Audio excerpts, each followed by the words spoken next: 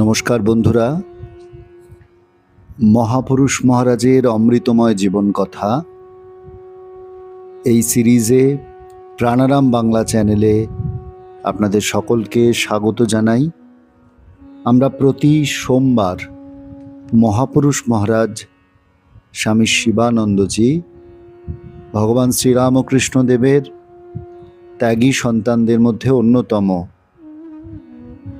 তার জীবন কথা, তার বাণী আমরা অনুধ্যান করবার চেষ্টা করি সকালবেলা 8টা থেকে। আপনারাও আমাদের এই প্রয়াসে আমাদের সঙ্গে রয়েছেন। আপনাদের ভালো লাগার কথা, আপনাদের অনুভূতির কথা আপনারা আমাদের জানাতে থাকেন এবং সেটি আমাদের অনুপ্রাণিত করে, উৎসাহিত করে। আজকেও আমরা মহাপুরুষ মহারাজের একটি পত্র, মহাপুরুষজির পত্রাবলী থেকে পাঠ করব। সেটি 52 নম্বর পত্র, শ্রী শ্রী রামকৃষ্ণ শরণম, Chilkapeta house, post Almora, Kumaon, UP 26/4/14। প্রিয়, তোমার আর একখানি পত্র পাইয়া বড়ই প্রীত হইয়াছি। তোমার পূর্ব স্বপ্ন কথা শুনিয়া আমার যেরূপ মনে হইয়াছে তাহা আমি গত পত্রে লিখিয়াছি। এ স্বপ্নটিও অতি চমৎকার। অবশ্য প্রভুর ইচ্ছা তোমায় গোপালভাবে দেখা দেন। তুমি হয় শ্রীনন্দের ভাবে, না হয় শ্রীমতী যশোদার ভাবে তাহাকে দেখিবে ও ভজন করিবে, এবং এরূপ করিলে বড়ই আনন্দ পাইবে, হৃদয় শুদ্ধ পবিত্র হইবে। তুমি নিশ্চয়ই ভাগ্যবান, তাই প্রভু তোমায় এই পবিত্র গোপাল ভাবে দর্শন দিতেছেন। ইহাতে তোমার খুব উন্নতি হইবে, নিশ্চয়ই জানিও। গ্রীষ্মের বন্ধে কলিকাতা, মঠ ইত্যাদি পবিত্র তীর্থ এবং পবিত্র আত্মাদের অবশ্য দর্শন করিবার চেষ্টা করিবে। আমি তখন প্রভু যেখানে রাখিবেন সেখানেই থাকিব। নিজের কর্তৃত্ব কিছুই নাই, প্রভু যেরূপ করাবেন তাহাই করিব। এ বহু দূর দেশ, বড়ই দুর্গম পথ এবং যাতায়াত বহু ব্যয়সাধ্য, সুতরাং এখানে আসিবার প্রয়োজন নাই। কলিকাতায় পরমারাধ্যা আমাদের শ্রী শ্রী মা আছেন, শারদানন্দ স্বামী আছেন এবং মাস্টার মহাশয় প্রভৃতি ভক্তেরা আছেন, তাহাদের দর্শন করিবে। মঠে প্রেমানন্দ স্বামী, সুবোধানন্দ স্বামী এবং অন্যান্য ভক্তেরা আছেন, তাহাদের দর্শন করিবে। প্রভু পদে তোমার ভক্তি আরও বৃদ্ধি হইবে। যখন প্রভুর ইচ্ছা হইবে আমার সহিত সাক্ষাৎ হইবে, সমস্ত তাহার উপর নির্ভর করিবে। নির্ভরের ন্যায় আনন্দ ও শান্তি কিছুতেই নাই। যদি ঘরে বসিয়া তিনি তাহার প্রেম ভক্তি অনুভব করান তো কোথাও যাইতে হয় না। অবশ্য ছুটির সময় একটু স্থান পরিবর্তন করা খুব ভালো। প্রভুর ভক্তদের দর্শন হইতে শারীরিক এবং মানসিক উভয় কল্যাণ সাধিত হয়। তুমি আমার আন্তরিক প্রীতি ও আশীর্বাদ জানিবে। আমার শরীরটা আজকাল তত ভালো নাই, তবে এ স্থান বেশ শীতল, গরম প্রায় হয় না। যদিও রৌদ্রের বেশ তেজ, তবু সর্বদা শীতল বায়ু বহিতেছে। জল অতি চমৎকার এবং দৃশ্যও অতি মনোরম এবং উচ্চ ভাবোদ্দীপক। ইতি তোমার শুভাকাঙ্ক্ষী শিবানন্দ। ছোট্ট একটি পত্র আমরা আজকে পাঠ করলাম। আপাত দৃষ্টিতে খুবই সহজ সরল সাধারণ কথাগুলি। আসলে মহাপুরুষ মহারাজের জীবন এবং বাণীর গভীরে আমরা যতই প্রবেশ করছি, আপনারাও নিশ্চয়ই খেয়াল করছেন বন্ধু, যে মহাপুরুষ মহারাজের প্রধান বৈশিষ্ট্য তার চরিত্রের, তার কথার, সেটি বোধহয় এই সারল্য। আসলে ঠাকুর যে বড় সরল ছিলেন, সেই সরলতা তার সন্তানদের সকলের মধ্যে আমরা কম বেশি প্রত্যক্ষ করতে পারি। মহাপুরুষ মহারাজের মধ্যে তার বিশেষ প্রকাশ এই সরলতার, এই সারল্য গুণটির বিশেষ প্রকাশ, এবং সেটি তার কথার মধ্যেও কোথাও যেন এতটুকু জটিলতা নেই, এতটুকু ঘোর প্যাঁচ নেই। সোজা কথা মহাপুরুষ মহারাজ বলছেন। একজন ভক্তের পত্রের উত্তরে তিনি লিখছেন যে, দেখো তুমি যে স্বপ্ন দেখেছো খুব চমৎকার, তাকে যশোদার ভাবে বা শ্রীনন্দের ভাবে দেখবে। এরূপ করলে বড় আনন্দ পাবে, হৃদয় শুদ্ধ পবিত্র হবে। আসল কথাটি তো ওই হৃদয় শুদ্ধ পবিত্র হওয়া।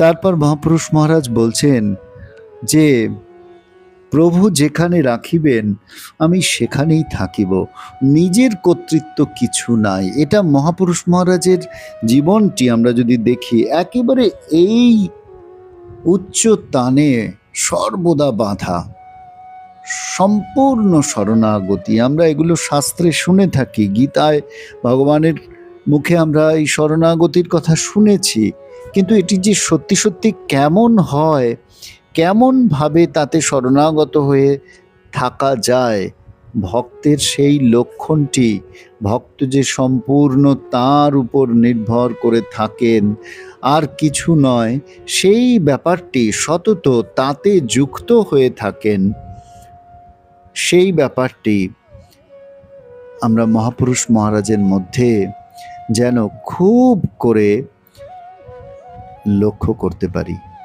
ভগবান গীতায় যেমন বলেছেন, ইয়ে তু সর্বাণি কর্মাণি ময়ি সংন্যস্য মৎপরা অনন্যেনৈব যোগেন মাং ধ্যায়ন্ত উপাসতে তেষামহং সমুদ্ধর্তা মৃত্যু সংসার সাগরাৎ ভবামি ন চিরাৎ পার্থ ময়্যাবেশিত চেতসাম।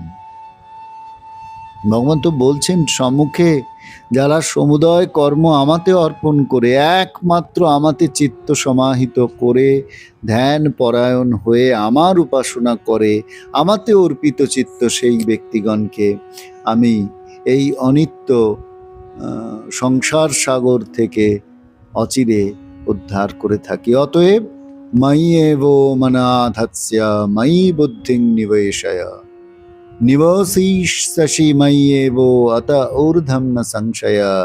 অতএব তুমি আমাতে মন বুদ্ধি নিবিষ্ট করো, তাহলেই দেহান্তে আমাতে বাস করবে, আমাকে প্রাপ্ত হবে। এই সম্পূর্ণ নির্ভরতা তাতে, সেইটি মহাপুরুষ মহারাজের মধ্যে আমরা এত গভীরভাবে দেখছি। নিজের কর্তৃত্ব কিছুই নাই।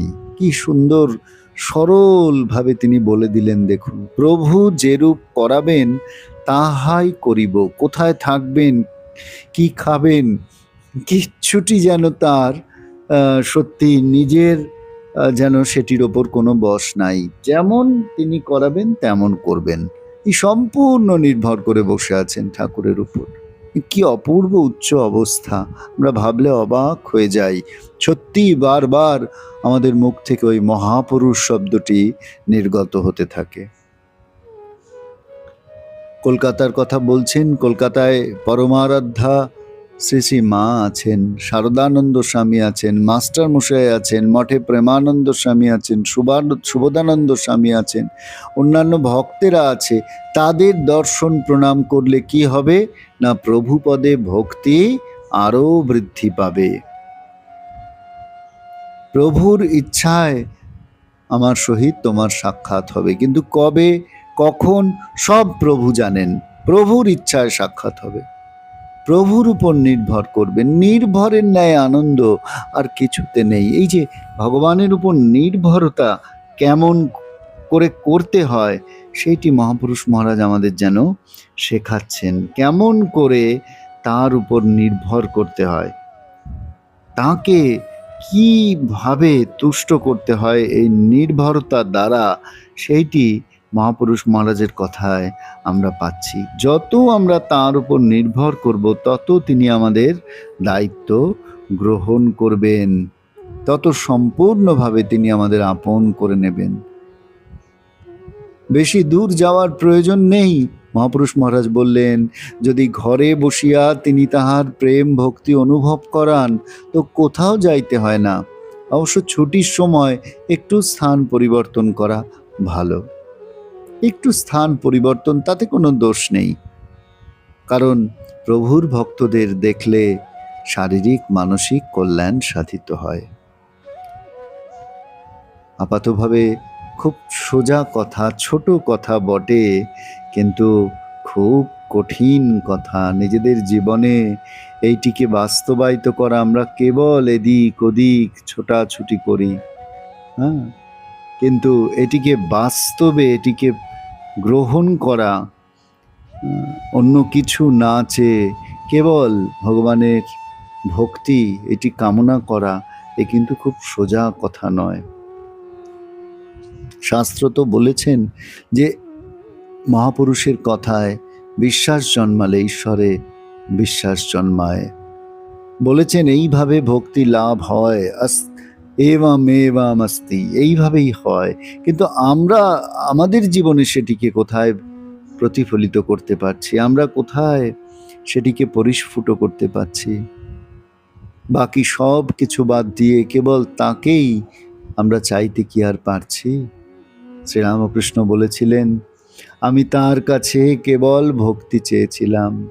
ফুল হাতে করে মার পাদপদ্মে দিয়ে বলেছিলাম, এই নাও তোমার পাপ, এই নাও তোমার পুণ্য, আমায় শ্রদ্ধা ভক্তি দাও। এই নাও তোমার জ্ঞান, এই নাও তোমার অজ্ঞান, আমায় শ্রদ্ধা ভক্তি দাও। এই নাও তোমার সূচি, এই নাও তোমার অসুচি, আমায় শ্রদ্ধা ভক্তি দাও। এই নাও তোমার ধর্ম, এই নাও তোমার অধর্ম, আমায় শ্রদ্ধা ভক্তি দাও। এই তো, এই প্রার্থনা। কেমন করে প্রার্থনা করতে হয় ভগবানের কাছে ঠাকুর আমাদের শিখিয়েছেন। ঠাকুর আমাদের বলেছেন যে কেমন করে ভক্তি প্রার্থনা করতে হয়, কেমন করে ভগবানের শ্রীচরণে ভক্তির জন্য প্রার্থনা করতে হয়। মহাপুরুষ মহারাজও বলছেন, যদি ঘরে বসে তার প্রেম ভক্তি অনুভব করান, তাহলে কোথাও যেতে হয় না। আসলে আমরা সর্বদাই ভাবি তিনি বোধহয় দূরে আছেন, তাই দূরে গেলে বোধহয় তাকে সহজে পাওয়া যায়। তিনি যে আপন ঘরের মধ্যে রয়েছেন, আপন হৃদয়ের কোণটিতে বসে রয়েছেন, তিনি যে নিজের লোক, তিনি যে আমার আপনার, সেই বোধটি আমাদের সহজে জাগ্রত হতে চায় না। একবার সেই বোধটিকে যদি জাগ্রত করা যায়, তাহলে আর বোধহয় এদিক ওদিক ছুটে মরতে হয় না, দৌড়াদৌড়ি করতে হয় না। সেই কথাটি বোধহয় ঠাকুরের প্রার্থনার মধ্যে দিয়ে, মহাপুরুষ মহারাজের কথার মধ্যে দিয়ে প্রকাশিত হলো। আজকের এই ছোট্ট চিঠিটি আমাদের সারা সপ্তাহের মনন জুড়ে থাকুক। আগামী সোমবার আবার আপনাদের সামনে নতুন করে মহাপুরুষ মহারাজের কথা নিয়ে আমরা উপস্থিত হব প্রাণারাম বাংলা চ্যানেলে। মহাপুরুষ মহারাজের অমৃতময় জীবন কথা এই সিরিজে। সকলে ভালো থাকবেন, সকলকে শ্রদ্ধা, নমস্কার। প্রাণারাম প্রাণারাম প্রাণারাম প্রাণারাম প্রাণারাম প্রাণারাম। কি যেন লুকানো নামে তাই মিষ্ট এত তব নাম প্রাণারাম প্রাণারাম।